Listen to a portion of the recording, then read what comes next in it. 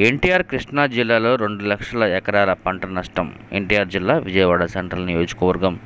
ఎన్టీఆర్ కృష్ణా జిల్లాలో సంభవించిన వరదల్లో సుమారుగా 2,04,187 ఎకరాల్లో పంట నష్టం సంభవించిందని అధికార యంత్రాంగం గురువారం ఉదయం 12 గంటల సమయంలో వెల్లడించింది. ఈ సందర్భంగా ఎన్టీఆర్ జిల్లాలో 4,987 ఎకరాల్లో వరద కారణంగా పంటలు, ఇసుక, మెట్టలు రాగా 500 ఎకరాల్లో భూమి కోతకు గురైందని తెలిపారు. అదేవిధంగా అటు కృష్ణా జిల్లాలో 10,195 ఎకరాల్లోని ఉద్యాన పంటలు వరద కారణంగా దెబ్బతిన్నాయి. ప్రభుత్వం ఇచ్చే నష్టపరిహారం కోసం ఎన్టీఆర్ జిల్లా, కృష్ణా జిల్లా రైతాంగం అంతా ఎదురు చూస్తుంది. తక్షణమే ప్రభుత్వం రైతులను ఆదుకోవాలని రైతులు వాపోతున్నారు.